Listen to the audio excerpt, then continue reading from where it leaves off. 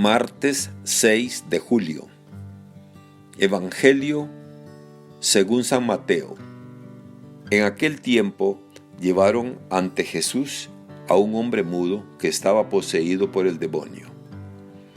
Jesús expulsó al demonio y el mudo habló.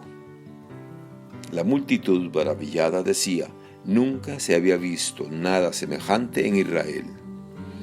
Pero los fariseos decían: expulsa a los demonios por autoridad del príncipe de los demonios. Jesús recorría todas las ciudades y los pueblos, enseñando en las sinagogas, predicando el evangelio del reino y curando toda enfermedad y dolencia. Al ver a las multitudes se compadecía de ellas, porque estaban extenuadas y desamparadas como ovejas sin pastor. Entonces dijo a sus discípulos: la cosecha es mucha, y los trabajadores pocos. Rueguen por tanto al dueño de la mies que envíe trabajadores a sus campos. Palabra del Señor. Gloria a ti, Señor Jesús. Reflexión. Hermanas y hermanos, el Evangelio de hoy nos presenta a Jesús como la buena noticia del reino. En Él, en su palabra, sus actitudes y acciones, Dios irrumpe en la vida de las personas, las de aquel tiempo y las de hoy. Pero esta es una verdad de fe y solo por ella puede ser reconocida. Por eso los fariseos, que no tienen fe, son incapaces de reconocer la presencia de Dios en Jesús. El milagro de la curación del endemoniado mudo nos muestra a Jesús rompiendo la barrera de la incomunicación. Efectivamente, el demonio tiene incomunicado a aquel hombre y no le permite vivir la fraternidad en comunión y comunicación con sus hermanos. Es un demonio que aísla a la persona y la hunde en la soledad. Ese es un demonio que sigue existiendo y hoy quizás con más fuerza. Se propaga a través de la tecnología y contradictoriamente de los medios de comunicación. En la era de las comunicaciones, el demonio mudo domina a muchas personas.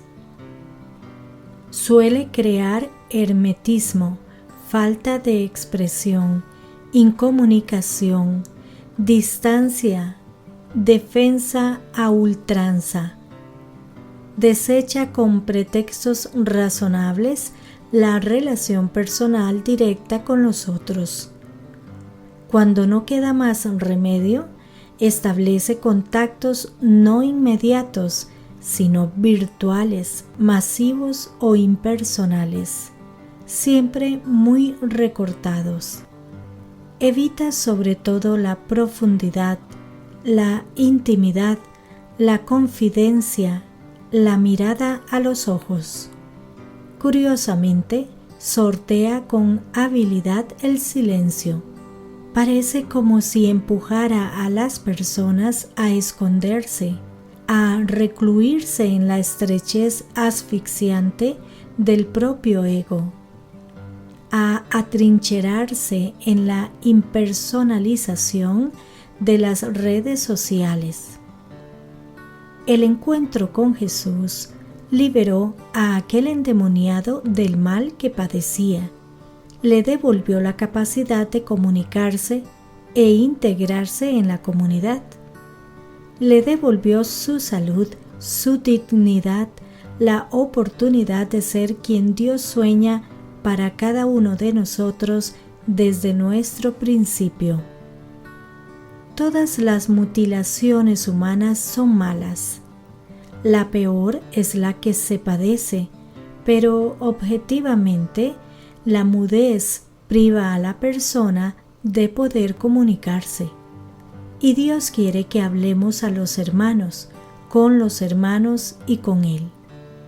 Es cierto que a veces empleamos mal esta facultad, que seremos juzgados por toda palabra inútil, pero también es cierto que podemos hacer mucho bien a los demás y propiciar con lo que decimos que esas palabras nos hagan mejores. Sobre todo nos hace vivir en comunión y fraternidad con los demás.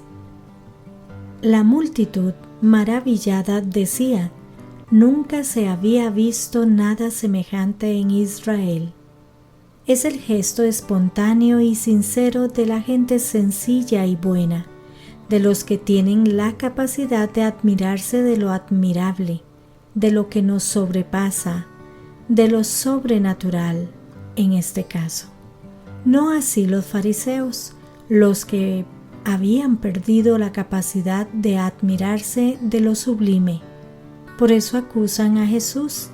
Este echa a los demonios con el poder del jefe de los demonios, sin pensar en absoluto en aquel pobre enfermo que había dejado de serlo por Jesús.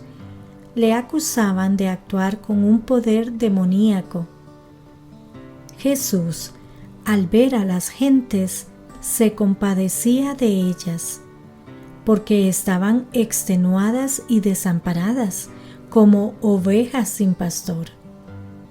Compadecerse es uno de los verbos que más emplea el Evangelio para expresar el sentimiento inmediato de Jesús ante el sufrimiento de las personas, sea por pobreza, por enfermedad, por soledad, por injusticias, por lo que sea.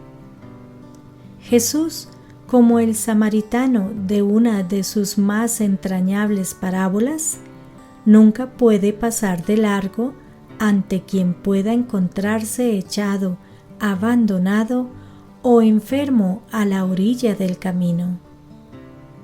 Hoy es un mudo, otras veces leprosos, el hijo de una mujer viuda a quien llevan a enterrar en Naín, ciegos que se acercan a él en Jericó.